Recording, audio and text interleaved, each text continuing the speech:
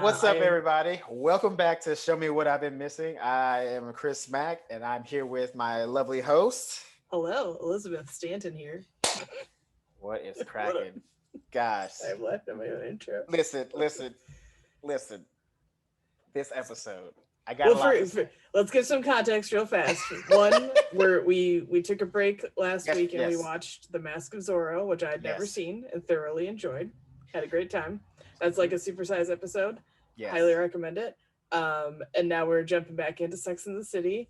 Also, in the wake of the exciting news that they're going to do like a miniature revival on HBO Max, but without Samantha.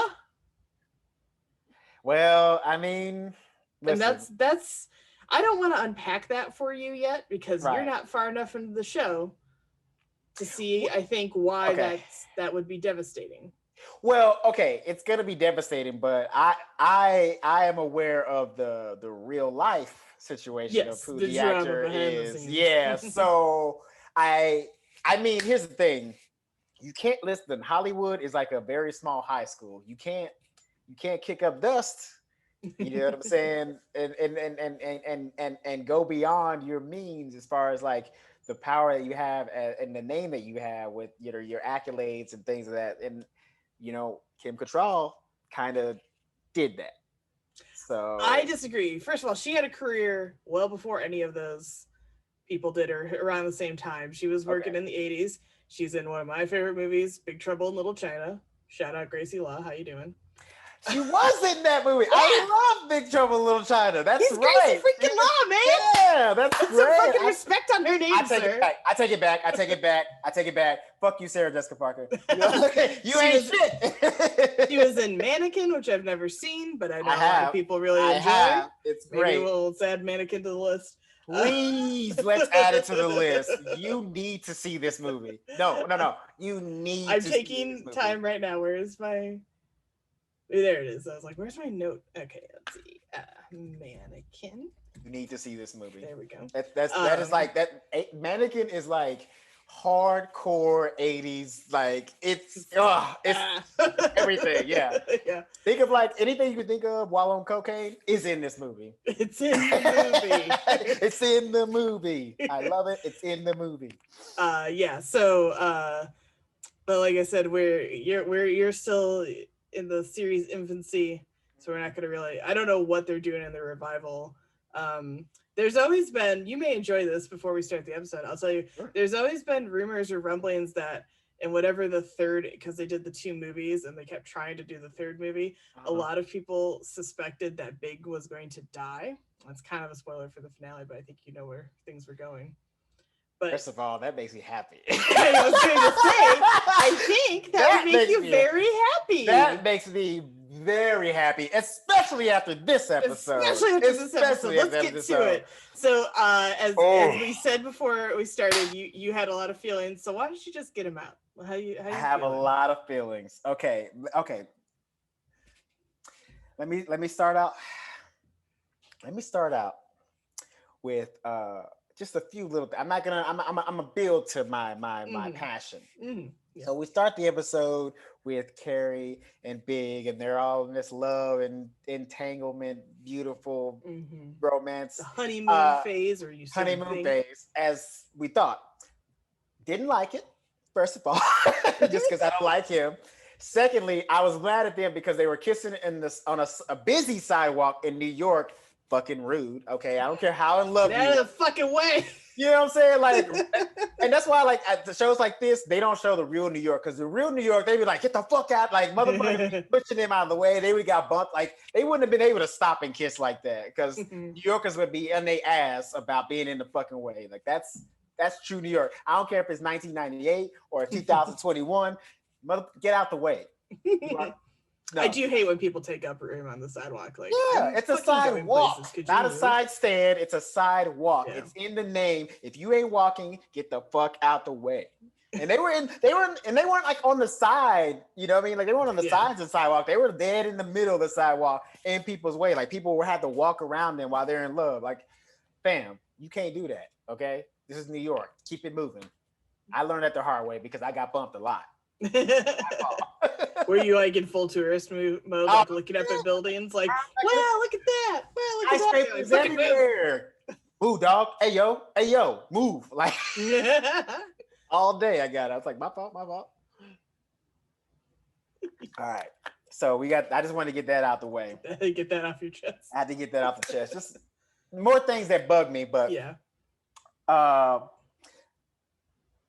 Okay, so then we go, like, this is later in the episode, but then I had a thing about the montage of monogamy. They're talking our about little man on the streets. Yep. Yeah, man on the street. Ridiculous.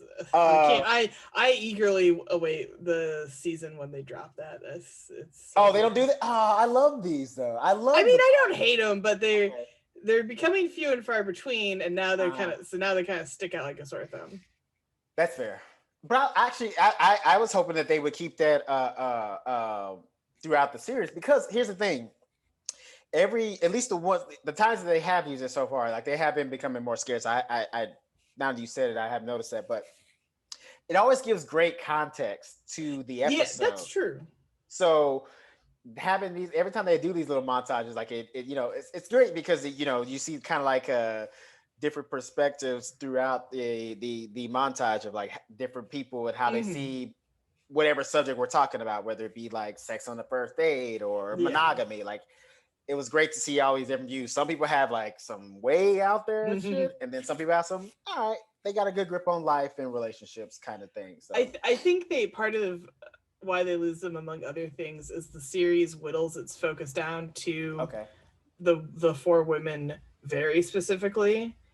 And we get to know, like, obviously we're getting to know them, but like Skipper's there, and like there's sort of like, we met the random friends from the Hamptons that Carrie had, and she stayed at their house.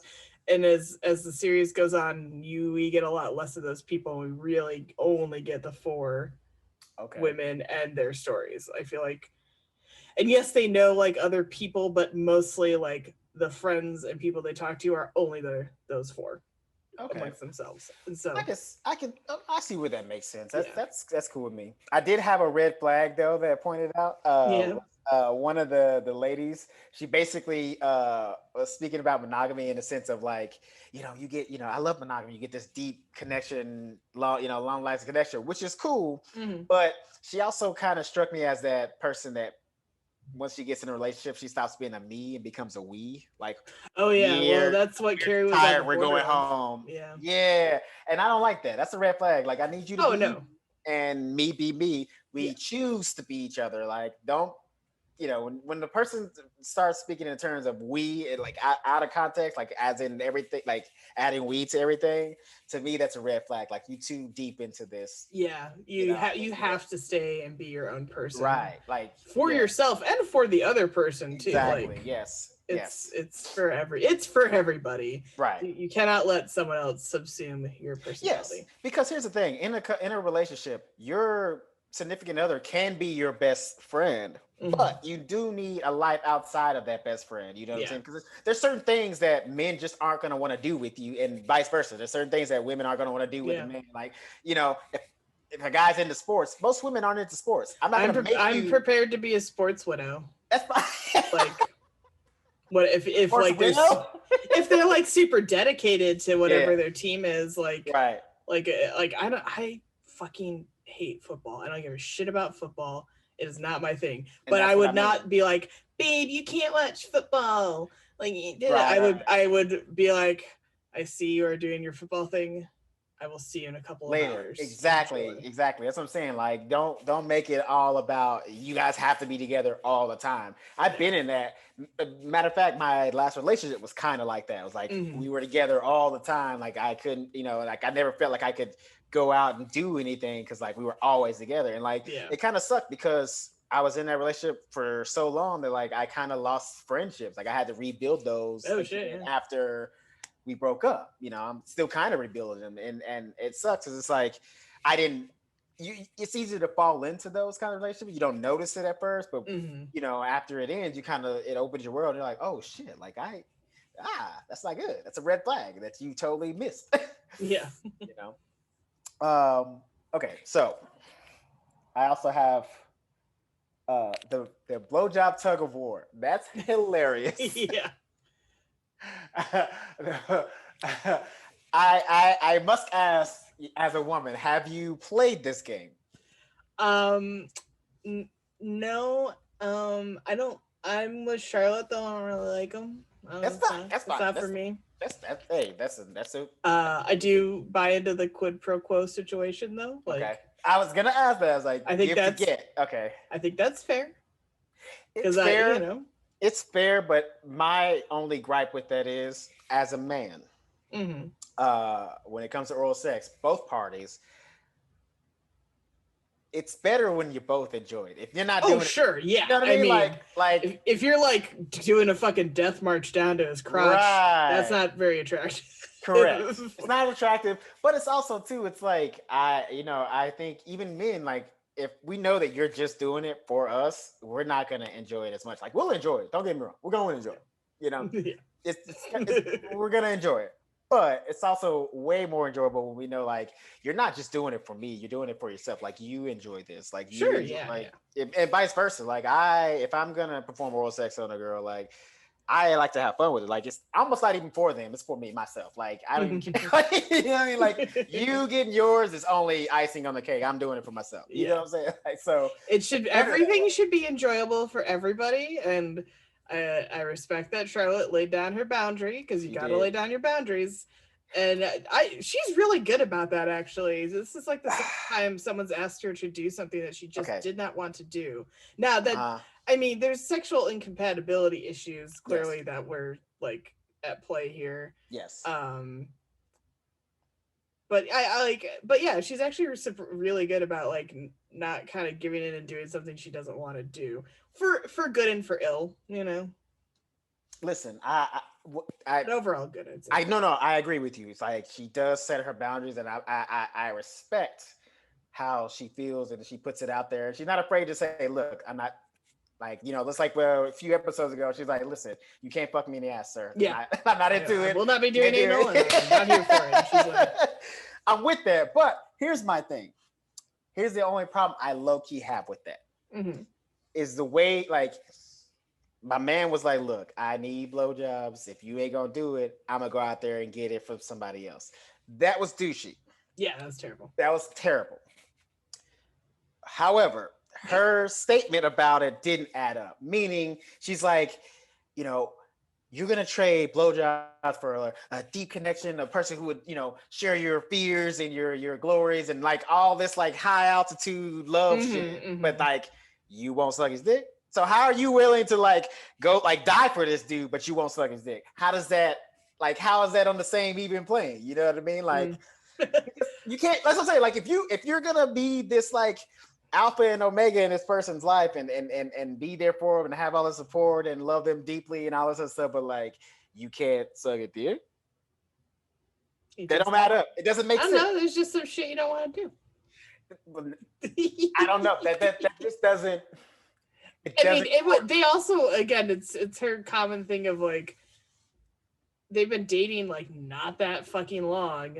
That's fair. And it's like, that is fair. Already like planning the kids' names in the future and everything.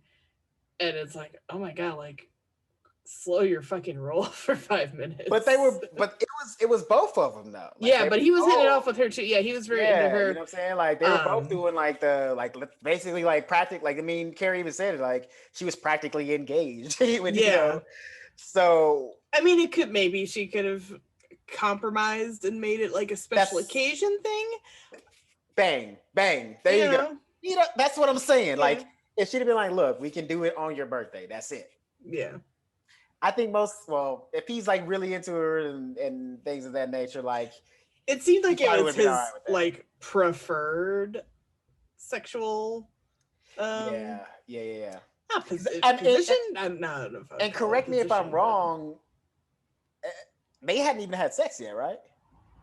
I don't know. Actually, that was unclear. Yeah, that's because that was my whole thing. It's like, if they haven't had sex yet, then like, bro, she probably ain't somebody said they hadn't had sex with somebody in the episode yet, right? Like, that's what I'm. Oh no, sorry, I was watching another show that can. Yeah.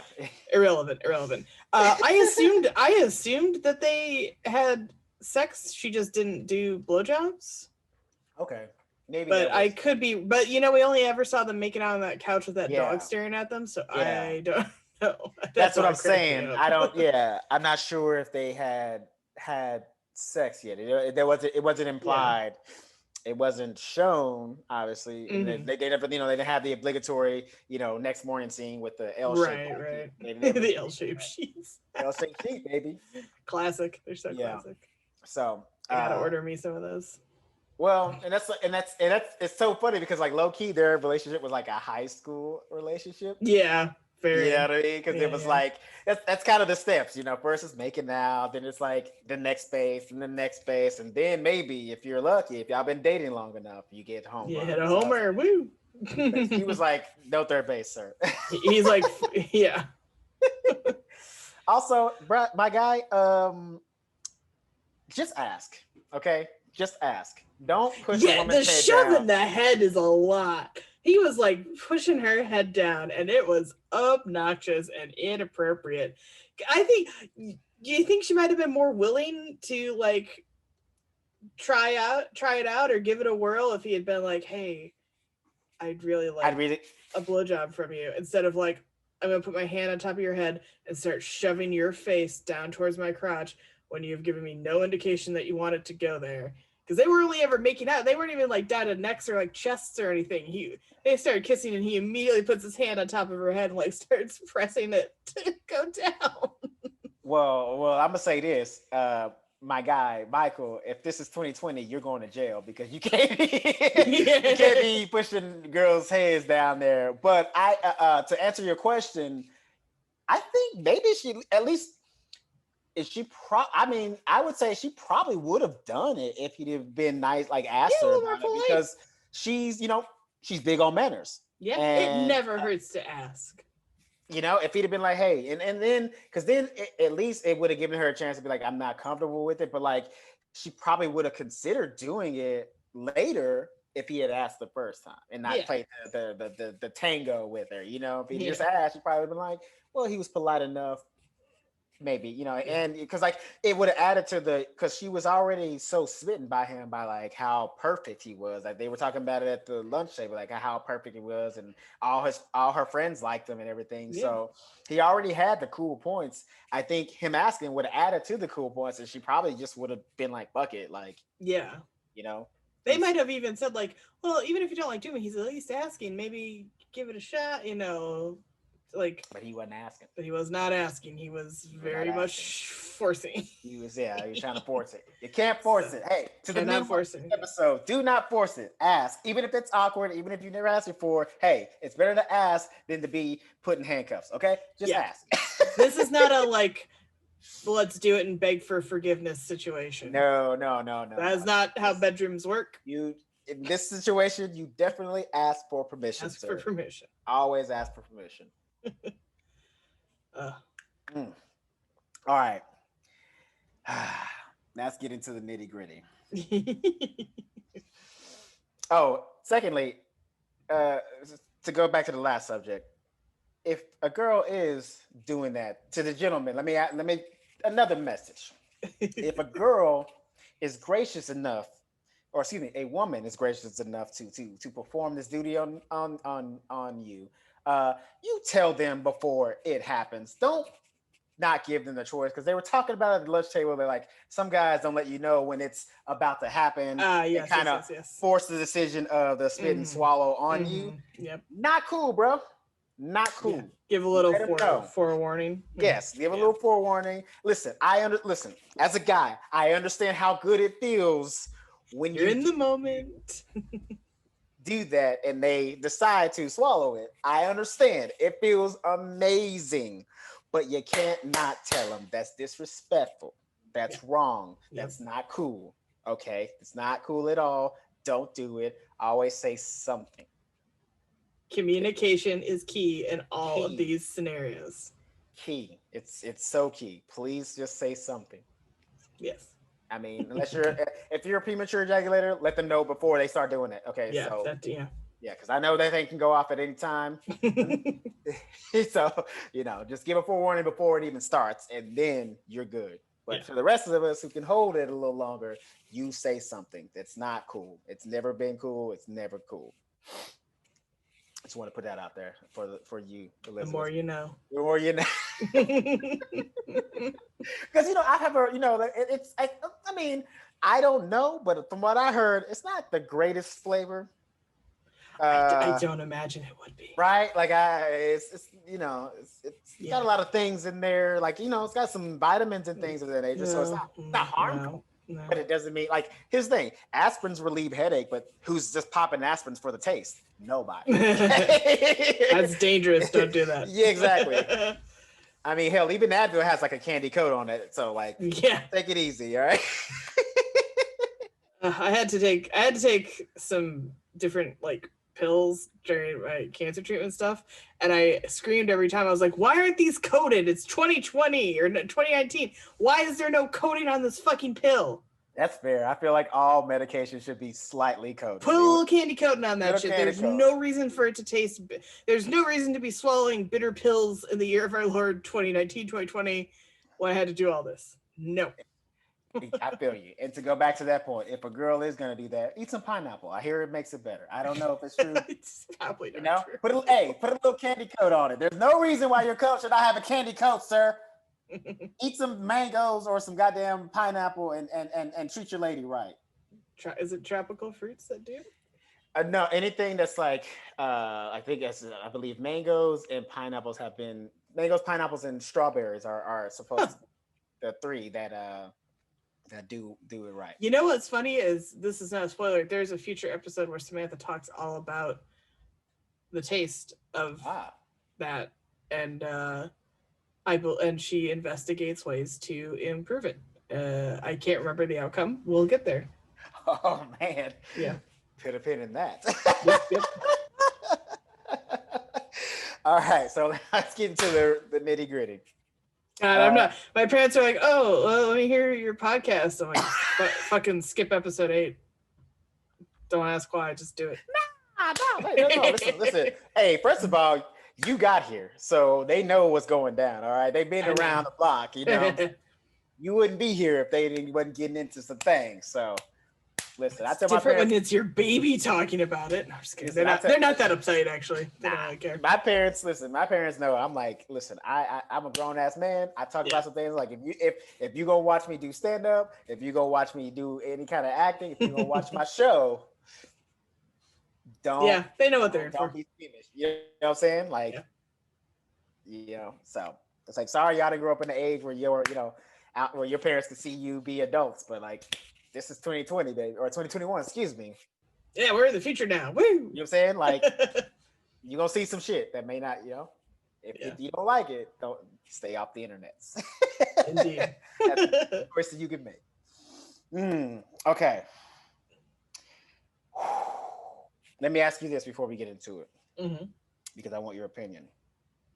Monogamy, overrated or still a thing? I think it's still a thing. I know people are into like being polyamorous and stuff like that, and find benefit in it.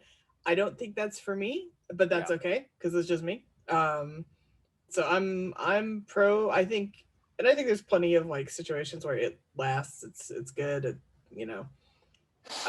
As long as both people want it. Like that's always the thing. And same thing with like polyamory. As long as everybody's happy, healthy, and knows what they're involved in up front, then it's fine.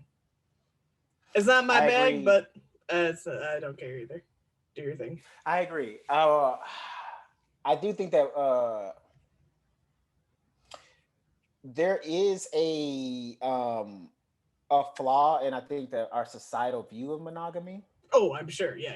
You know what I mean? I do think it's a good thing to have, but it's also a thing that you have to establish at the beginning. Yeah, you just need to be upfront. Yeah, you need to be upfront. Like, people need to talk about these things, but I also think that you can't expect, like, people. I still have this mindset that like some like World War II shit, where it's like, you go off to fight in the war and I'm gonna be loyal to you for like 5 years. Like, come on, fam. Like, that kind of. I'm not saying that's maybe a bad example of what I'm talking about, but like. No, I'm saying, but that people still expect that old school monogamy, or like, like that, I don't know, like that we worship you for all time, like kind of thing, like oh yeah, like oh if I die you can't ever be with anyone else. like that, like that's crazy. That just sheer devotion to you, like that's Yeah. I think our because it's not a thing of, I think our societal view, this is I got it. Here's my thing. It's not that monogamy is bad. It's just that I think we have a skewed view on it. Like, it's not monogamy because people choose to be monogamous. It's more like an ownership. Yeah, That's that goes back to your like the person becoming a couple becoming a we thing, where like you kind of only, you know. Yeah, that's what I mean. Like, that's the view that's where monogamy gets a little bit skewed, because like people think, oh, because you've given them the title of boyfriend or girlfriend, that they're yours. Like, there's an ownership implied, and it's like, no, we should. I don't like, as a black man, I don't believe in any kind of slavery. So when you, you know, for the record, I don't either. Well, great. That's fantastic. I'm glad you don't. So recorded. This podcast will be over. Yeah, I don't think this podcast would last too much longer if I was like, actually. This would be the final episode, I promise you. You're like, I will finish the series without you, you fucking. I didn't even finish the series. Fuck that. I'm done. I'm done with everything. I have no point. But that's what I mean. It's like, you know, the idea, like, you should choose to want to be together every day and to only want to be with that person. Not like it's like a duty or a requirement. You feel me? And that's where I think that with monogamy gets skewed in today's relationship, because people think of it as an ownership. Like, you don't own anybody just because they're your boyfriend or your fiance or your husband, and vice versa. Like, that's not an ownership. Yeah, it's not. They don't belong to you. And we get that skewed because, you know, the words in, you know, romantic comedies and shit like that. It's like they make it seem like we belong together. It's like, yeah, you belong with me. You belong with I belong. Right, like that's that whole. It's like the whole arrogance of that soulmate thing. You know what I mean? It's like, you know, soulmates can exist, but there's more than one of them. You know what I'm saying? Like, and it takes more work than just like showing up and being like, "There's my soulmate." Absolutely. So that's my opinion of monogamy. I think it's great, but if you have the right view of it, if you don't view this person as essentially your property, I think you can be all right. So that goes into, I hate this guy so much, Mr. Big. You know how I feel. Oh yeah, no, I forget. Like, I don't remember this episode very well. Like, it didn't stick out to me, or I don't even know if I've seen it. Yeah, he's the fucking worst in this. Yeah, I'm gonna ask you again. I think I've asked this every single time he showed up. Yeah. Who the fuck is this guy? All right? I told you, he's the better looking Donald Trump, which actually would explain a whole hell of a lot, wouldn't it? In this episode, bam. I'm seeing it now. I was trying to give, you know, when they first referred in the episode 1, when they referred to him, I was like, you know what? I'm not gonna put that on him. In this episode, it's almost to the point where I don't even hate him anymore. I'm trying to figure out what the fuck is wrong with Carrie. Yeah, that's a huge debate all through the series and beyond for the 20 plus years since its inception to all the modern day, you know, discourse on it or whatever. Yeah, it's like he's having dinner with that other woman that it's a date, and that sucks. She stumbled across it. Then she goes to that party with him where it's like just like fucking humiliating. That other woman comes up and kisses him on the mouth and is like, I still have my passport's still at your house. She was a bitch for that though. That was a bitch. You know him, he could have curbed it a little bit more, but she was being a bitch. What do you call it? And then he brings her to the friend and he calls her the wrong name, and like, I don't blame. I'm so glad she left that party, because I was like, what just utter fucking humiliation that like everybody at that party knows he's like a playboy, and is telling it to his face, her face. Just horrible. I felt horrible for her in that moment. Oh my god.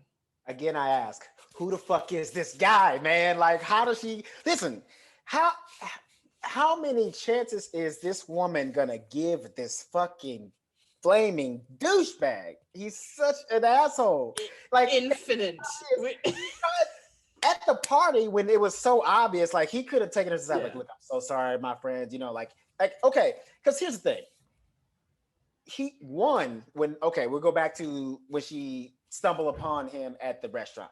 Not really on his fault. That's just a coincidence. That's a coincidence. I mean, it's not. He wasn't trying to be. It's not cool, but he wasn't trying to be a dick. He was not trying to flaunt it in front of her. He wasn't putting it in her face. Yeah, he wasn't. Yeah. That's one thing I will say about this episode. He wasn't trying to put it in her face. Like when she just discovered that he was dating other people, he was honest. He was like, "Yes, I'm on a date." You know what I'm saying? Now he did lie about it because he said he had a dinner, but he didn't say I had a business thing, dinner thing, whatever. Yeah. He so like things, doesn't he? Yeah, he didn't lie to her, but he was vague, which is a lie of omission. Yeah, it was a omission, which is essentially a lie. Questionable. Yeah, it's a lie with a little sugar on top. Yeah, a little sugar coated lie. So that situation, like that wasn't so bad on him. Like he admitted, like, yeah, I'm dating, and he was. But here's where it made it bad. It's like he did admit it in that moment, but it wasn't like. That's the problem about it is like he was honest in that moment, but like he should have been honest about it beforehand. Yeah. So in case something like that happened, because like clearly they run, like he knows that they run in the same social circles. Like from what was the episode 4? They kept running into each other. Yeah. Clearly y'all run in the same circle. So if you're dating other women, you need to let her know that because there's a chance this shit might happen. Yeah. And if so facto, she runs into them and sees them on this date and she's pissed.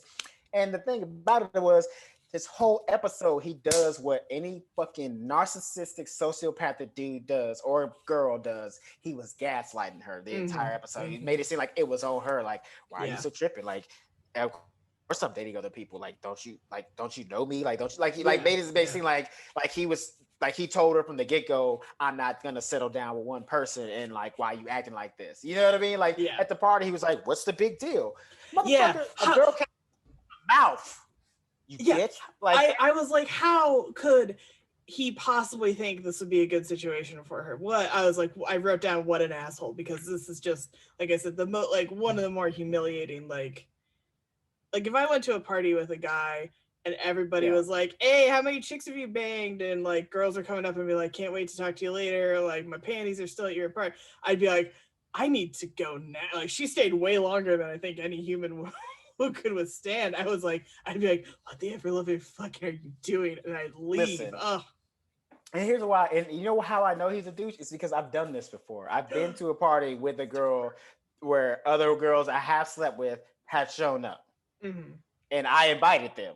And so like, no, I wasn't doing it to like be mean, but like I stayed friends with said girls, we never were like in a relationship or nothing like that. But like I was wrong for bringing the girl and for inviting said friends, knowing that like we shared that intimacy and while bringing my date there. And you could tell, like there was. Did you tell the date ahead of time? Be like, nope, I sure didn't. No, Christopher. Which makes me a douchebag. That's why I know that he's a douchebag. I know. Listen, I'm not saying I was right. I'm not. I'm telling you, I was a douchebag in that moment. Like, if every single one of those women at that party decided to like stab me, I would have deserved it. You would have been like, oh, I see the folly of my ways. Now, here's the thing. One thing I did not do is, like how dude was when she kissed him on the mouth, he was just like talking to her as like that. Like when I was at the party, when girls I had slept with before was like trying to flirt me, I was like, hey, I'm here with with so and so. So but it's nice to see you. You know, I quickly got out of the situation, mainly because I was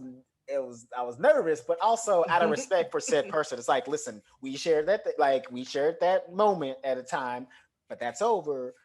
I'm here with said person, but thank you for coming. You know what I'm saying? Like, because that's what I'm saying. If he'd at least done that, he would have made her feel a little bit more secure about the situation.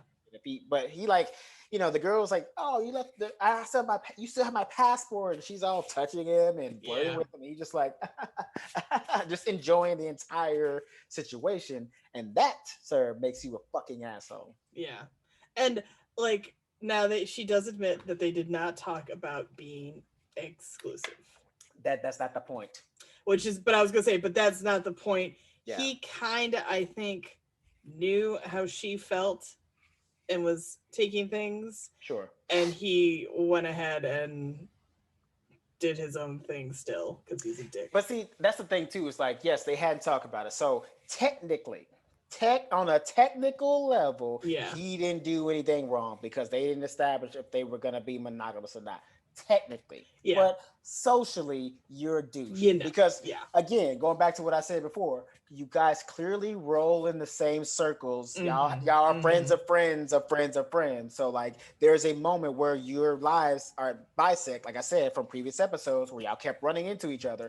So you knowing that, you should have told her like, look, I am seeing other people while we're together, just in case that awkward situation at the restaurant happens. So like, because if he had established that and she was like, all right, cool, I'm okay with that. She would have seen him at the restaurant and been like, oh, let's just go, girls. Like, they're not even. I'll see him later. We already have plans for later. Blah blah blah. Because it's not like, other than at the party, those girls weren't bleeding into his life like while they were hanging out. So when he was with her, he was with her, and when he's with the other girl, they kept it separate. But he should have said something because the potential. Because even if she didn't like it and wanted to be exclusive with him, it would be less of like a fucking gut punch to see it. It would be more of like a stop in your tracks and be like, I don't think this is, I don't. We've discussed it. We said we're not exclusive yet, but I still don't like seeing that. So you know what? We should revisit that discussion and have me say, I want to be exclusive to you. If you don't, let's break it. Let's break it off. Also, too, it would have given her if he'd have talked to her about it beforehand, it would have given her more time to think about it more critically than emotionally. Because when she saw it, like it got to her emotionally. Yeah, you know what I mean. I could tell, and like that's not. I'm not saying that in a negative light. Please don't. I'm not saying like, oh, she's been a girl, she's been emotional, but like anybody would have been. Oh yeah, no, that'd break anyone's heart. Yeah, like it catch you off guard if you think that you're with somebody, and but again, that goes back to that ownership thing. You don't own this person, so that's another problem. But again, if he'd have talked to her about it, she at least could have gone home that night, thought about it, and if she was cool with it when she saw it, it wouldn't have been a big deal. But like later, after she saw him at the restaurant, she was emotional and kind of erratic about it, so she didn't really have time to really like think about it.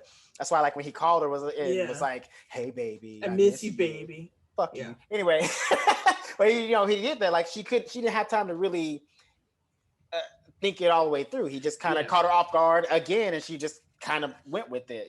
She even said like, I was trying to be more aloof, but then and then she's like, boom. like that's what makes him a sociopath, because like clearly that's a power thing. Like he knows what he's doing, and he that's keeps why reeling her back in all the time. Because how you fam, how you gonna she just seen you, essentially caught you in a lie at the restaurant, then you call her like an hour later after you spend time with her and be like, hey, I miss you. Like, that's some shit, bro. Yeah. That's some more manipulative sociopathic shit. That is a motherfucking red flag. And that's why I don't understand, because Carrie, it seems like she has it together, but when it comes to this fucking guy, it's no holds barred. Like he just does, but you know what? That's what makes me more let me know he's a sociopath, because they do have that draw, that power on people where like they're the devil, but like you can't get away from them. She's gonna go 8 million rounds with this, and like I'm glad the friends are like, oh, I thought you were like a missing person, basically, because she hadn't talked to them for however long, because she's in like honeymoon phase, which is not real because they weren't actually technically dating. That sucks too. Really sucks. And that does suck. That sucks when you're the friend, and you're like, oh, I really like my friend so and so, but I don't see them anymore because they're always with their boyfriend. Right. And that's annoying. And that will be a recurring theme for Carrie. She's kind of a shitty friend that way. Well, I've had, I had a friend like that in high school. Yeah, in high school, Chris, she's in her 30s. But listen, sometimes people just like they're made that way. It doesn't matter. You know what I mean? Like Yeah. they get when they because and I get it at the beginning, like the first 3 months of a relationship, you kind of expect people to be a little scarce because they're building something. Sure. But like after 6 to 8 months, you need to start, and I'm guilty of this. But I was more trapped into it more. I was kind of like carrying that situation. I was kind of like engulfed by said person's their intensity to be together all the time. I kind of like let myself get washed into that wave. So I understand where she's coming from in that. But I had a friend like that in high school that like every time he would get a girlfriend, I would never see him. But as soon as they would break up, hey man, let's hang out, let's go work out, let's go shoot some hoops. And if I had a girlfriend at the time, I'm like, nah, I'm kicking it with my girl. Oh man, bros before hoes, bro. Like, what a dork. Yeah, every single time. What happened to bros before hoes, bro? Like, I never get to see you anymore. You're always with blah blah blah. I'm like, hold on, bro.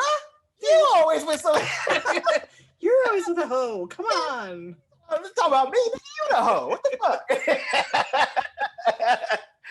So I see both sides because I've been on both sides. Yeah. So I understand what's up, and I'm more, and that's why like I was like feeling bad for Carrie, but I was also low key mad at her. Oh yeah. So because one, she keeps giving this douchebag a chance, and two, every time he does her dirty, she goes out and uses somebody else and keeps that cycle of hurt going. She does. I don't like that. Like that's fucked up. That's like which. First of all, that's Justin Theroux as the author, which is super funny. He comes back in another episode, not as that character. He comes back as like a totally different character, which is always funny. People are like, "Oh, I can't believe that happened." It's like, yeah, it's because we're not like back then. We were not binge watching things the same way, and like you could cast someone several years apart and no one would know. And he looks quite a bit. Not quite. He's got a totally different haircut, which makes him look a lot different. Okay. In the future episode. But yeah, he's like such a D-bag and apparently under 30. And I was like, Carrie, did you learn nothing from Timothy Olyphant? Again, remember? Because that she went to the 20-somethings when Big the last time, and then she does it again. It's like, and it's the same problem. I realized they had at the end when she calls him and is like, come down to such and such place at the doors, and he goes to the wrong door. He did that in the stupid 20-something episode, and I was like, that's like it's some kind of metaphor, I guess, that they're never in the same place or always misunderstanding. Probably. But I also feel like he did that shit on purpose. He knew where the fucking front was. Fuck that guy. He knew. Yeah, like I'd be waiting for 30 minutes. No, you weren't. You just got there. Fuck you. And I feel like he's hip enough that he would know, like, the fancy openings to things, and that the whole point of that was like it opened at the park. So it was a power move. It was a power move. Because here's the thing. Because we don't even know for sure if he was waiting out there for 30 minutes. Maybe he just fucking rolled up. He wasn't. I'm telling you, he just rolled up. You know why I know that? Because here's the thing. It's just serial killed somebody. It's a power move thing, right? She at the party, he had the power, and then she took it back by leaving, right? So she left. He was like, he probably didn't even notice. That's the fucking thing, right? He didn't even notice she was gone until she later, hours later, he said that she was, because remember in the episode they said that she was out there waiting at 3 a.m. So clearly they were at that party earlier, and she left a long time ago. She left long enough to have a full-on night with Justin Trudeau's character. Yeah, Justin Theroux. No, the Prime Minister of Canada. So sorry. Bonjour. Anyway. Bonjour. But so Justin Theroux, she had a full night with him, which means he didn't even notice until basically he got home. When he was ready to go home. He knew she left, right? But he wasn't. No, he was just he was just she left, and he was just kind of looked and then went back to his conversation. He didn't even. He probably thought she was just going to the bathroom. Oh man, yeah, he's the worst. God damn it. That's what. So it's a power move, right? So she leaves and takes the power away. He's mad, so she calls him, and he sees another power move. So and she calls him to try to make him jealous, and he's like, "Oh, where you gonna try to make me jealous? All right." And then she's like, "Come and get me." So he comes to get her, but he still makes her wait on him. It's a power move. Yeah, power move, man. And then I think we're supposed to buy that they're gonna be committed or be a couple because he puts his arm around her at the end after her little like carousel merry-go-round metaphor. But I didn't see it as that. But yeah, it's definitely an ambiguous like. To me, okay, you could say ambiguous, but to me it seemed like, oh, you little dumb idiot. Like, you like, sweet summer child. You sweet idiot. I'm not gonna be with you. Like, I just like, it's just sex. Come on. I'm using you. Yeah, like that's really what it was. Because she was like, hey, I thought we were gonna be exclusive, blah blah blah. He's just like, he's like, when did I ever say that? Oh, you poor little something. Like, that's it. I didn't take it as they're gonna be a couple. I just take it as him like avoiding it, basically. Like, just wrap my arm around you and comfort you. Yeah, he didn't really answer her question. Yeah, because she was like, he's like, it was like stop and stand still thing, and he was like, you want to like stop and stand still, and she was like, yeah, and that's when he just like puts his arm around her. Yeah, and that's again a power move. He's a fucking sociopath. Period. And I'm so mad at Carrie because like, well, the only thing is that made me less mad is that like she didn't go home with Justin Theroux's character. So like, excuse me, Jared is his name. Jared, yeah. Weird unibrow. I don't know what that was. And like the spiky hair, and did he have sunglasses or something? He was just in full douche mode, and it was so funny. Know what he looked like? His whole look. He looked like Ricky Martin, like early 2000s Ricky Martin, very pop star. He had the bracelets, you know what I mean? Like it was very like I make music. The style of the times, yeah. Oof, what a time capsule. But like, the only thing that kind of I forgave Carrie is like she didn't go home with it. If she went home with him, had sex with him, and then went back to Mr. Big, it would have been that pattern. But she kind of curbed it a little bit. But she still did the pattern though. She did learn a little from Timothy Olyphant because if she went back to Justin Theroux's apartment, it was probably fucking filthy, as we learned in the previous episode. And there's no toilet paper, so yeah, she can't go home. I mean, with a unibrow like that, ain't no way his apartment was clean. There's no grooming happening. He had it right. All right. So now is this okay? I wasn't sure which thing was driving you crazier, and I think I know which one it is. Oh my god! If you're only listening to the audio, he was like doing like chair push-ups because he is fucking ready. Okay. Skipper. So you already know I'm talking about Skipper. I think I screamed Skipper no when I was watching. I always said Skipper no. Oh, Skipper. So this is simping, right? This has got to be. I mean, he broke up with a nice girl with his dick still inside her. Like, here's the thing. It was like simping / gangster all in one though. You know what I'm saying? Because this made me hate Miranda because she only wanted Skipper when he's strolling by with the girl on his arm and he's clearly doing well and like happy and in a good place, and she's like, I'm gonna fuck that up. Yo, straight up fuck Samantha. Fuck Miranda in this episode. Straight up. She was a hardcore bitch in this episode. The fucking worst. This is probably one of the bitchiest moments she's ever pulled and one of the shittiest things she's ever done. Calling him up, luring him away, and then banging him, and then being like, I don't want to actually date you, when he has made it so clear this entire time how much he wants to date her and be a part of a couple, and she still didn't give a shit. Only wanted that dick because it was on someone else's arm. Oh, god damn it. I was so mad at her because like for a second, I was like, because like I was wondering like what happened to Skip, and then her and Carrie were talking, and she's like, you broke it off, and I was like, okay, she did the respectable thing. She did the right thing, she knew that she really didn't want to be with him, so like cool. And then she sees him, and Skip was cool like about it. He wasn't tripping. Like when he saw them together, he was very casual. He didn't make it awkward, and the girl was hot too. Dude, and she seemed lovely. She seemed so nice.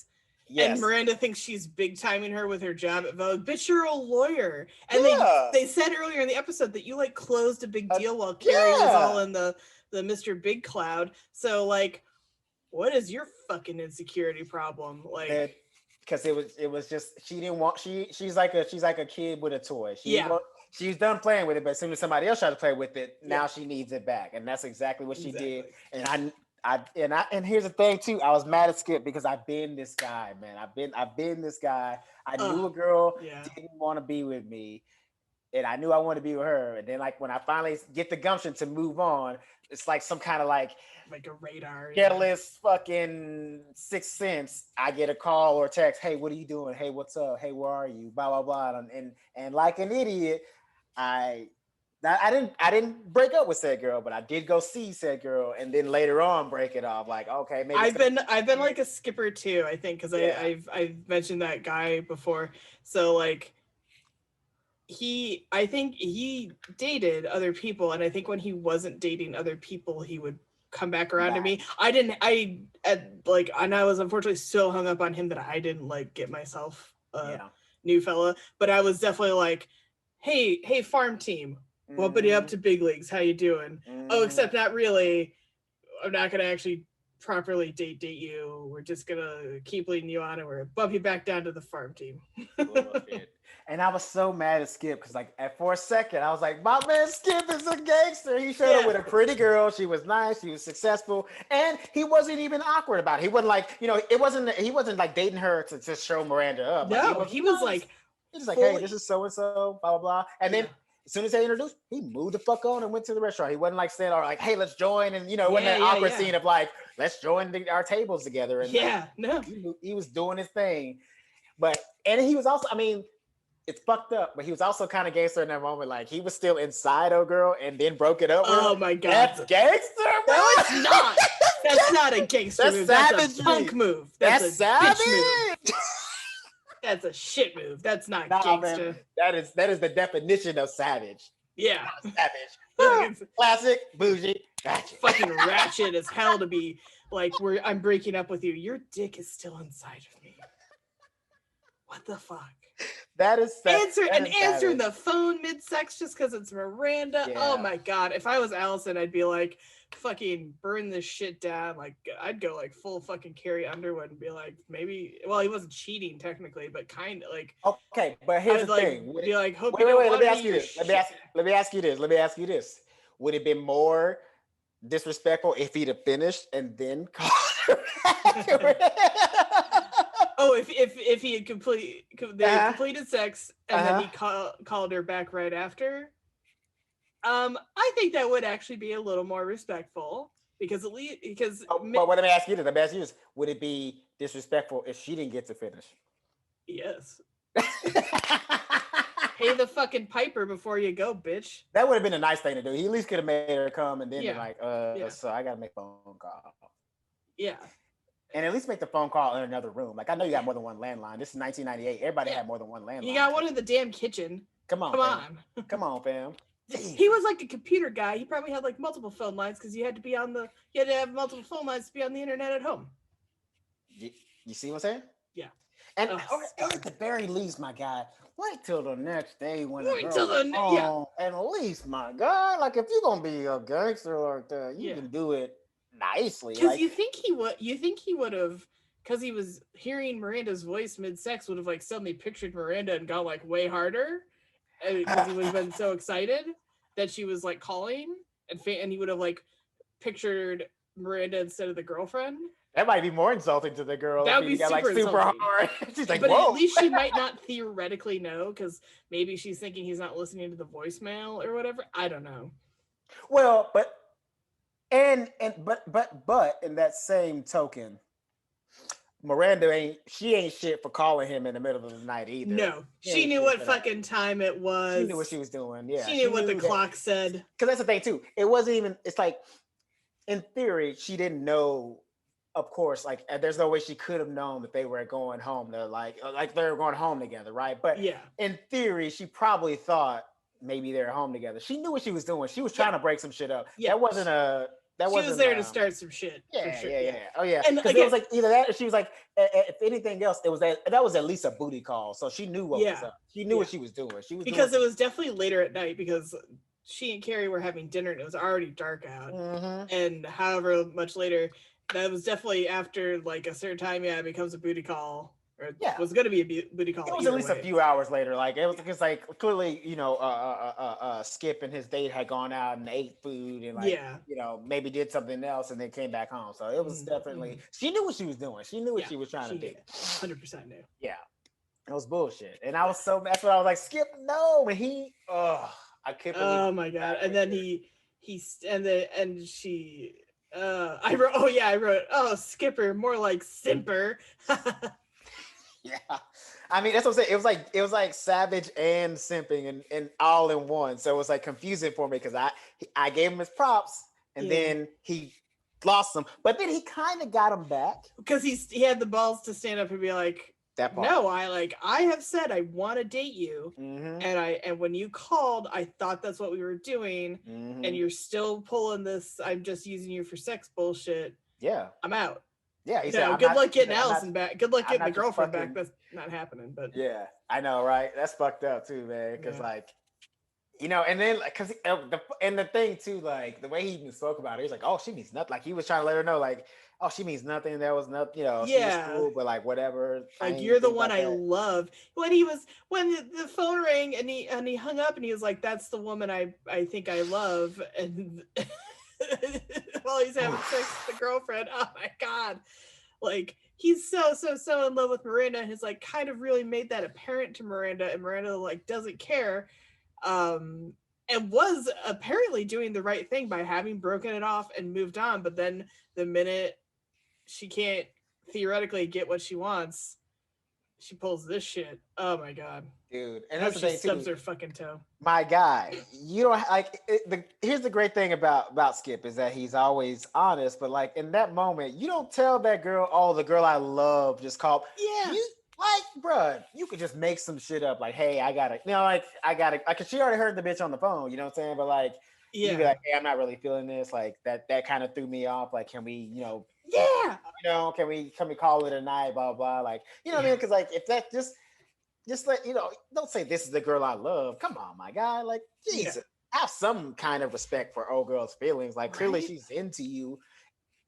I mean, and I don't know what kind of woman his date was. Like, she could have been a bitch too, but like at the same token, they didn't show that. So I'm assuming she was more the victim in this situation. Oh, for sure.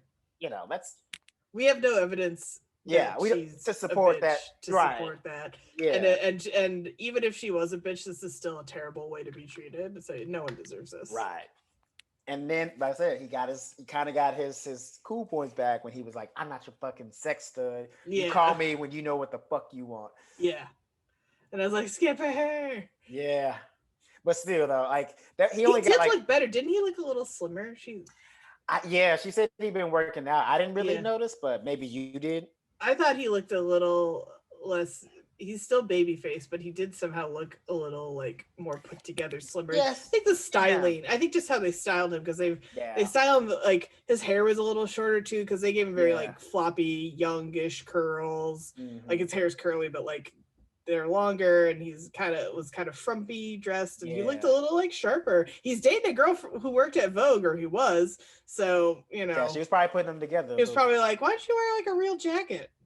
Yeah, she probably styled him up a little bit. Yeah, that's for sure. She definitely helped his style, which sucks too, because like, you know what? That's really shit. Now he's gonna backslide. Well, no. Here's the thing: if she was the one that was like kind of putting him together and helping him look better, she didn't even get to reap the benefits of it. Like she basically put him together for another bitch. Like how you? Oh my god! What was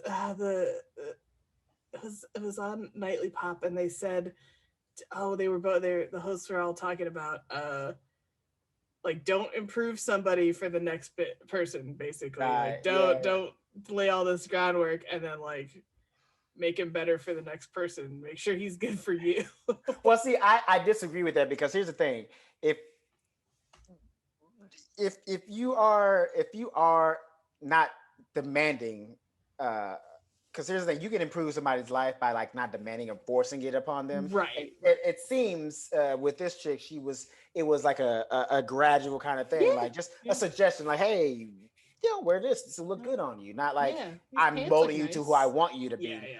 But so I think when you have that mentality of like molding somebody to like what you want them to be, and then they leave you, it's because you didn't do it with sincerity. You were doing it for your benefit. If you were doing it for their benefit, they're gonna see that, or at least feel that, maybe even on a subconscious level, and they're gonna want to be with you because you brought something to their life. Like you that makes you more important to them. But when you're doing it in the sense of like, I'm only doing this because like low key I'm embarrassed to be with you, but like at least if you can look a little better, I can like, stand being, being in the same room with you and call you my person. Yeah. Then of course they're gonna back off. They're gonna be like, fuck this. Like, why would I be with somebody who only, cares about how I make them look, not how I make them feel? It's two different things. Two different things. But again, evidence doesn't support that she was the latter. Right. Evidence supports that she's the former, the person that's like improving his life Yeah. by adding to it, not by doing it for herself. So my man's fucked up. I think he fucked up. Fucked up big time. Big time. Yeah. Big time. Like I can't even imagine him trying to explain any of that to his friends. They're probably like, "You are the biggest, dumbest fucking idiot ever." Yeah. You had a great girl with the Vogue girlfriend. Fine, this bitch keep blonde.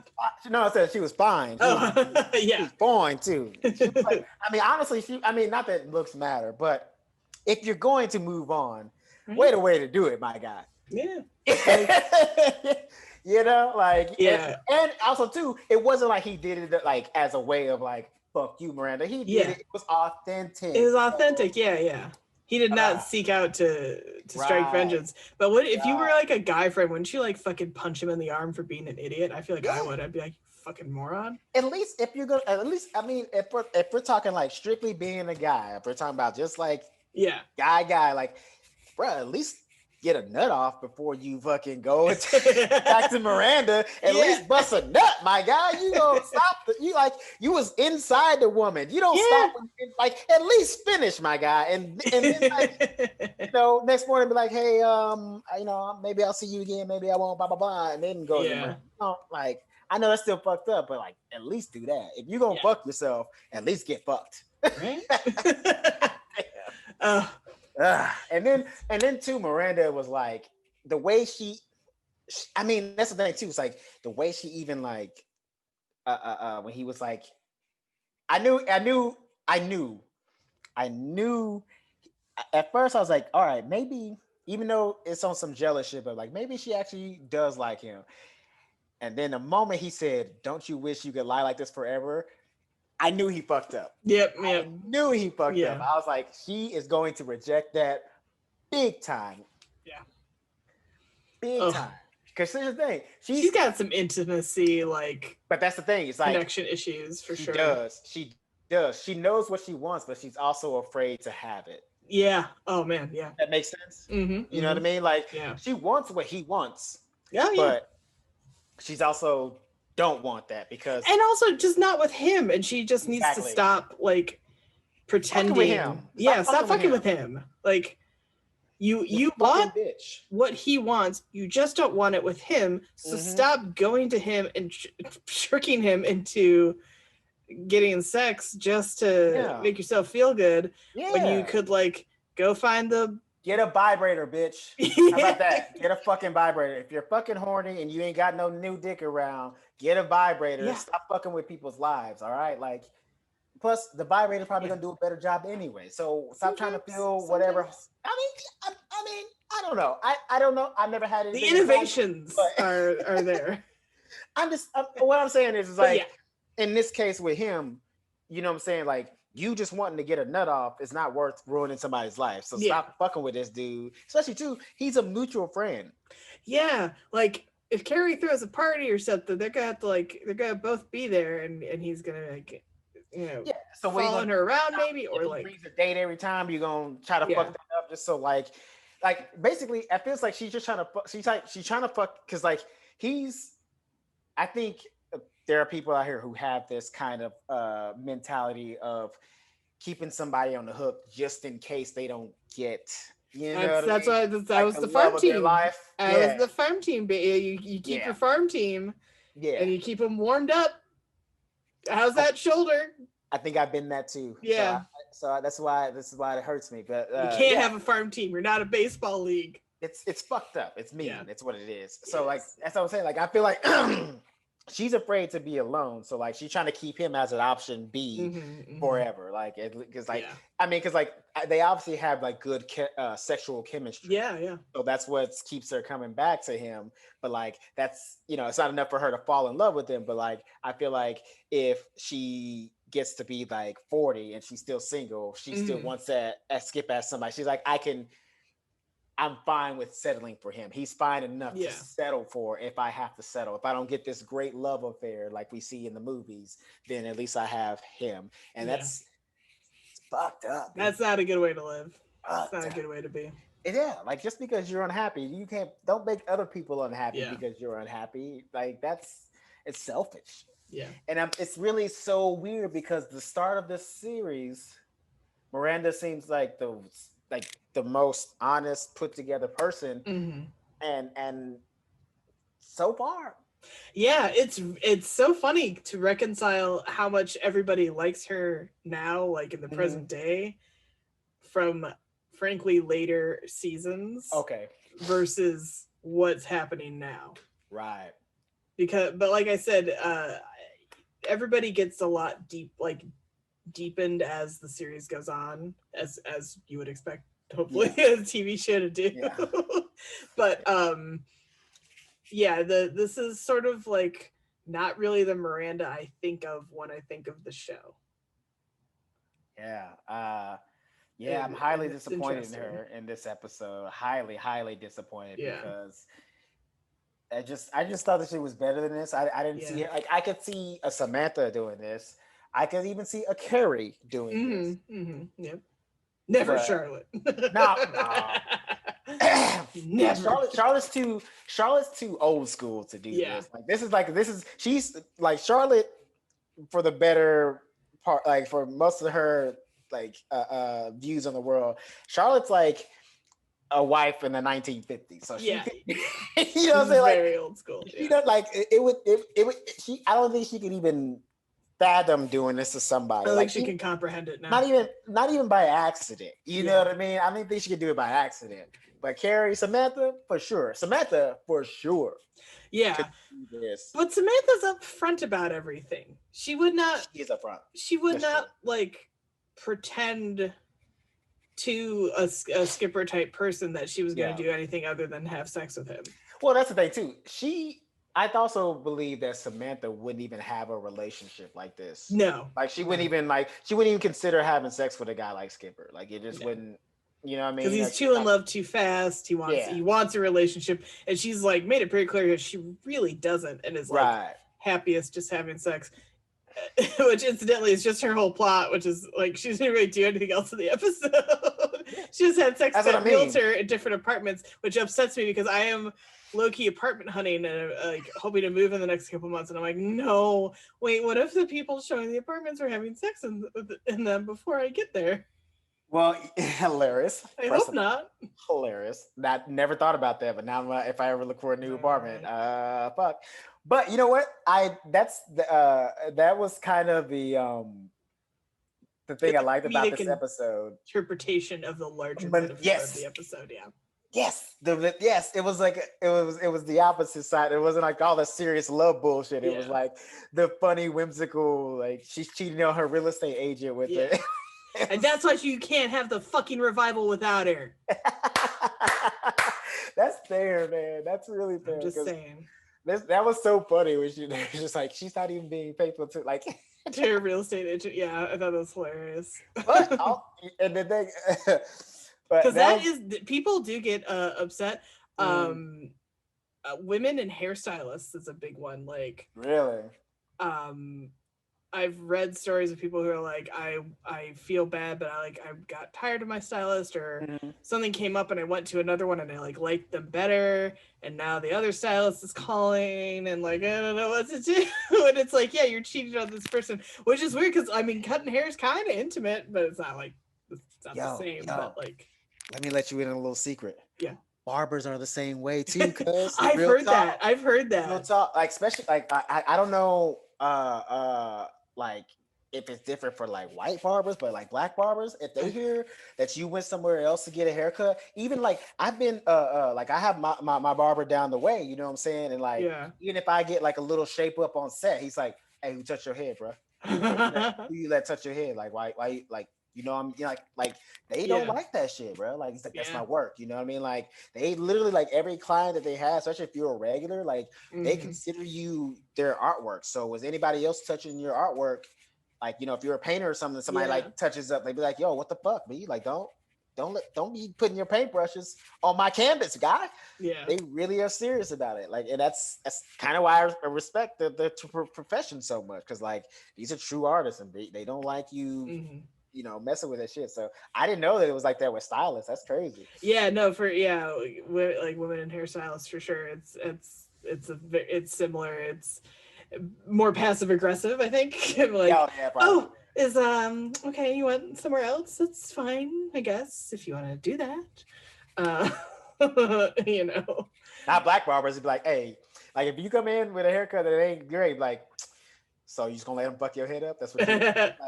After all I saw something where a guy was like, he did go like another barber, and then he went to his regular one, and the regular one like fucked with his hairline with the haircut. Oh, like because it was like, you'll never go anywhere else again. Really, fuck you.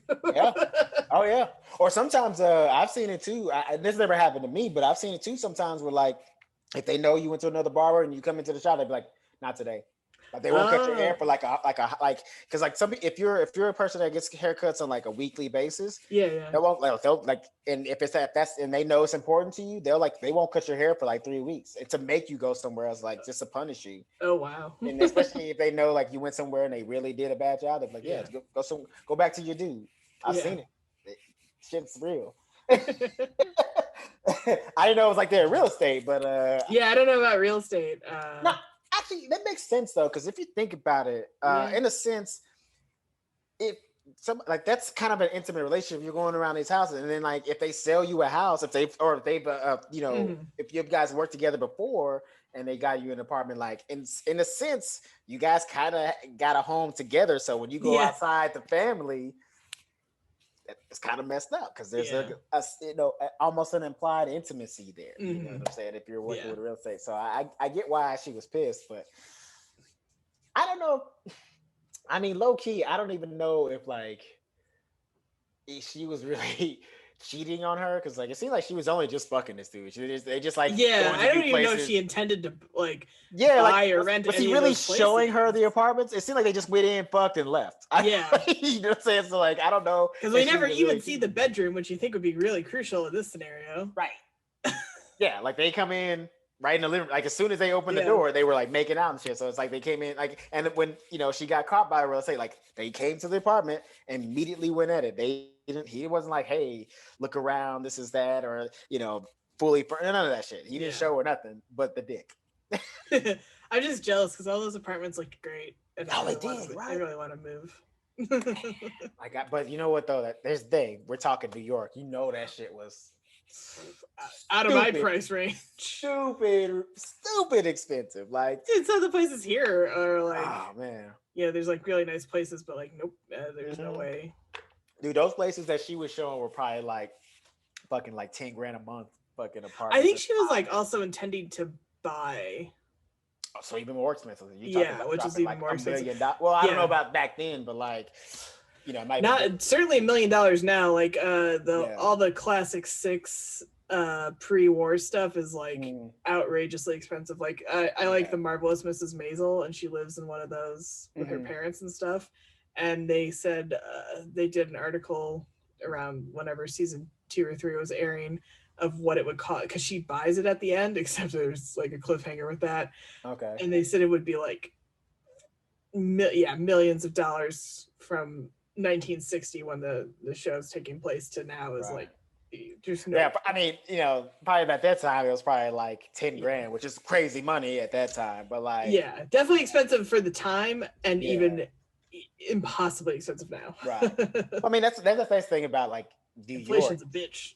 Well, that's the thing in New York in general. Like if you want to live in a nice neighborhood, you better have money because New York is not a place if you ain't got money. Nope. Just like California ain't a place if you ain't got money. You know what I mean? Like if you ain't got money, you better be willing to live in an apartment. Because if you talking about buying a house out here, even like a fucked up house, you dropping a mill. So I'm like, I am in no place to buy. I kind of dabble in looking at it. I could probably do a condo at this point in my life. Maybe not even then. But even a condo. But even a condo is a huge expense. Like you're talking six figures. If you're gonna buy the condo, you're dropping six figures easily. Totally. Yeah. It's nope. Not the best I'm doing is upgrading from a studio to a 1-bedroom, but honestly, that's pretty good too. That's life. That's good. That means you're doing all right. I'm not mad about it, and I'm like, I'm on Zillow and Apartments.com like every other day. Man, so a lot to unpack this episode. It was. Honestly, this episode might be like the most entertaining we watched so far. Maybe. For me. Yeah. For me. Like I said, this is one that I feel like they don't play it often on the basic cable. It's not heavy in the rotation. I don't know why. There's really no reason for it not to be. Well, they're talking about blowjobs and shit like that. Yeah, that's true. And Samantha is totally topless right there at the end. Right, is straight up topless. So I can see. But they edit it down anyway, so you can cut around, I think, big chunks of that. I mean, but here's the thing: when they're talking about blowjob, you can't cut that scene because that's like too critical. See, like the angle of it too, like it's at the beginning and still like towards the end of the episode. So this episode, if they put this episode on basic cable, it'd be about 10 minutes. Yeah, and that's with commercials. Right? That's with commercials. So. They can't. I don't think they can play this one. This is probably one that they skip through, which is again a good thing. Not watching this from like TNT or USA or whatever. Or whatever they showed it on. Because, TBS. Oh yeah, they did show it on TBS. Always on TBS. Yeah, but yeah, man, it's so much. It was like some gangster moves in there, some fucked up shit going on between. I don't know. I'm trying to decide who was more fucked up in this episode, Mr. Big or Miranda, which hurts me to say. Yeah. I mean, I lean towards. That's a good question. I mean, I think Miranda changes more over time, so I think it's still Mr. Big. I'm gonna say that too because.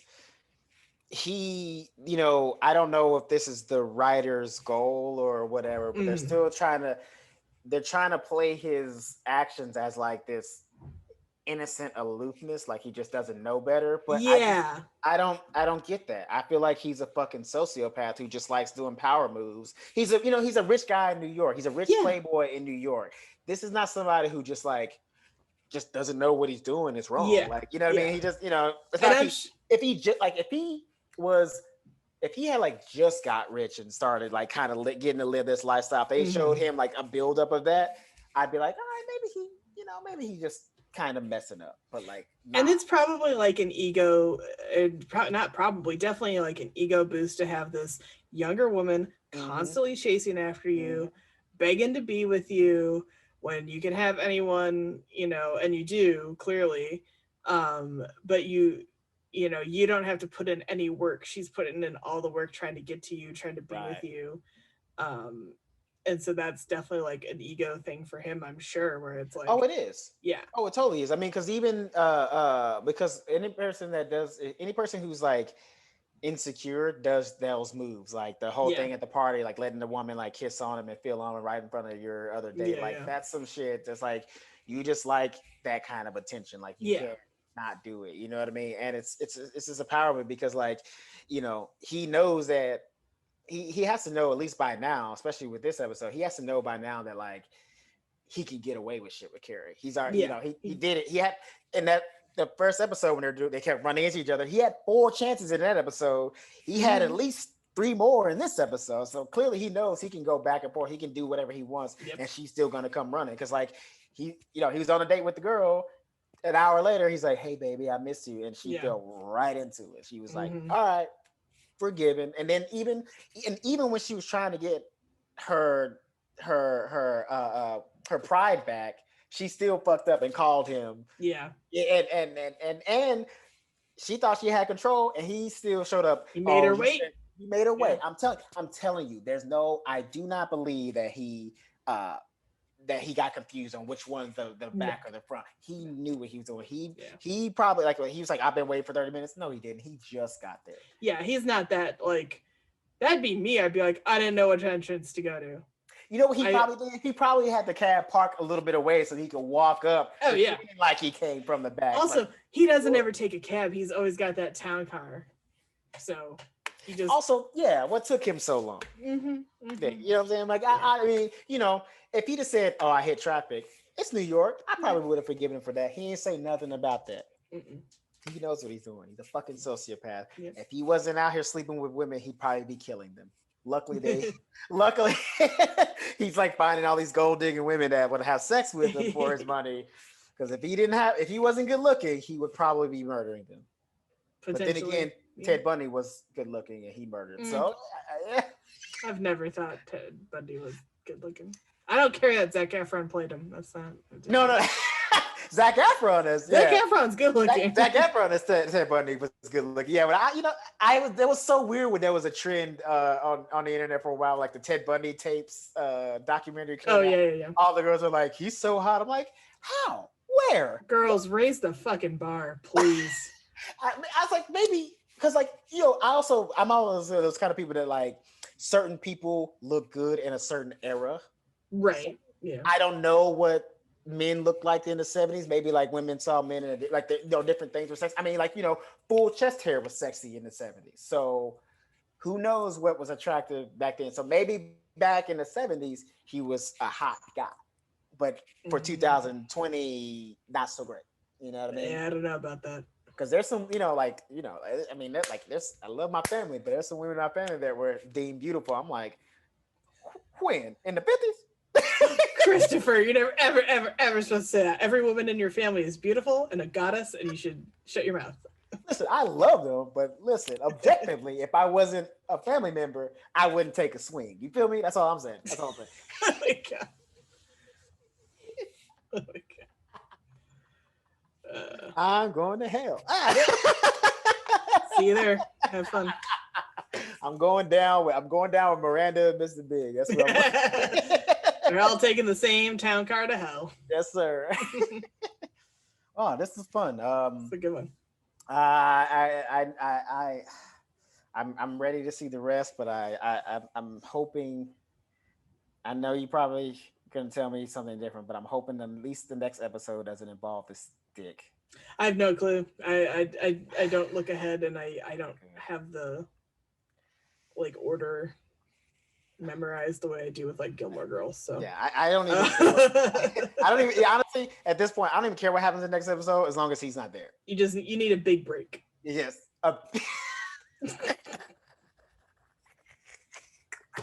In more ways than one. Yeah. Hollywood, if you're watching this at any point, hook your boy up. Let me get one good role. Damn it, fuck. Just need something. And I need a break from this dude because dude's like. But you know what's kind of great about this? I will say this. It's kind of nice watching him because he is a great example of what not to do in a relationship. Right. If there's any romantics out there that truly want, love and in a relationship and monogamy, watch this character and do everything he doesn't do. Do the opposite. Yeah. Everything that he's doing, you do the opposite of that, you're probably going to get what you want. So any guy that might watch this, if you're watching this with us, whatever he does, do the opposite of that, and you'll probably be okay for the most part. Yeah. I'm sure he probably does some things in between that are okay or good or decent, but I think as a whole, if you're the opposite of him, you're probably gonna be all right. Yeah, and a lot of what the girls do. Don't look to them for any kind of guidance because if you do, I mean that, and I think that's part of the point of the show. I think you could take a piece from like a piece from everything. Like, like if you get a little piece from it, like a little bit of Carrie, a little bit of Samantha, a little bit of, Charlotte. I think if you work it all in to become a person, you'll probably find some things in there that are great. But I also agree with you. Like, they have shown some signs of like what Miranda did this episode. Fucking don't do that. Don't do that. Don't do that. That's fucked up. And I know somebody's gonna watch this and be like, "Well, men have done it all the time." Doesn't make it okay. That. Does not make it okay. Thank you. That's all I'm gonna say. I know listen. I get it. They had an example of men doing that in this episode. Yeah. That don't make it right. I mean, I'm all for revenge, but and also too, don't do that. Don't keep the cycle of hurt going. If somebody hurts you, you don't go out that night and find somebody to hurt to make you feel better. That's a sociopath. Carrie was a sociopath in this episode. Although I don't think Justin Theroux's character could be hurt. He seemed like a huge piece of shit. Because he was a labradoodle. He was just an idiot. Like he's like, pretty girl? Okay, pretty girl. Yeah. That's it. Like, But again, just because he could be hurt doesn't mean that what she was doing. But at the same time, he's done nothing wrong to her, does not deserve. Just because you can doesn't mean you should. I mean, he was trying to smash, but like at least I think he would at least made her breakfast in the morning if he smashed. Yeah, I feel like he's that guy. He might have had toilet paper. Yeah. He at least would have made her an omelet in the morning. I feel like because you know what, he's the thing. He's a 20-something, but like he's that 20-something with that pride. Where it's like, okay, I might sleep with women, but I don't treat them wrong. Yeah. He also seemed older than Timothy Olyphant. Timothy Olyphant. Yeah. Yeah. Like if Timothy Olyphant, let's say his character was like 23, maybe. Right. I feel like Justin Theroux was like 28. 27, 28. Yeah. Yeah, around there. Like a higher level of 20 something. But and also that's what I'm saying, like his pride, he just would, just so he can carry that moniker of like, I do sleep with women, but I don't just like kick them out. Like I treat them, I'm a gentleman. I'm a gentleman, even though like I only get with girls just to have sex with them. So I'm not this guy. So, which is not great, but it's still better than what some guys do. Something better, yeah. Anyway, well. Thank you guys for watching. Yeah. This has been fun. Sorry if I got too hyped for y'all. Might have to turn down the audio at some points because I got a little too hyped. But luckily, your microphone's on your headset, isn't it? I was like, sometimes you scoot away from the camera because you get excited, and it kind of helps. But then I realized, no, wait, your microphone's right on your headset too. So just turn where your head goes, your microphone's going. So. Listen, guys, when I turn up, you turn down. All right. That's the new slogan. Where can they find you to continue being hyped? If they want to see me be hype about other shit, you can find me at Mack Diddy Combs, MackDiddyCombs on Twitter and Instagram. And if you want to be moderately hyped with me, I'm on Twitter and Instagram at Elizabeth Movies, all lowercase. Boom, bang, boom. And if you want to look for us, you can find us as a team. If you want to follow the podcast, first of all, if you're watching this, tell your friends to go to subscribe to our YouTube page. Show me what I've been missing. Full title of the show. You find us. We're the only ones on the internet. I've done it a million times. I've typed in it without even signing in. We're the only ones. So go in there, subscribe to us. Because you got to get this visual art as well as the audio art. We're on Apple Podcasts now too. So we're on all the biggies. We're on Apple, Spotify, Google, a bunch of the other ones that Anchor very kindly puts us on. So by the way, 2% of our listeners are in Canada. So I'd like to apologize for my bad Canadian accents in the last episode and say hi, Canada. Also bonjour. And also bonjour. And if you want to find us on Instagram, you can look for us at Show Me What Podcast on Instagram and on Twitter. But if you find us on Instagram, you'll find all our links anyway. Yep. So all that other shit, if you don't remember it, don't matter because it's all on our Insta. So if you find us one place, you'll find us everywhere. Boom. It's really, we all connected because that's what we have nowadays. We're all connected. We're connected. All right. Thank you guys so much for watching, and we'll see you for episode 8. Which is episode 9, actually. Episode 9 of us, 8 of... Don't worry about it. Yeah. Bye, y'all. Bye.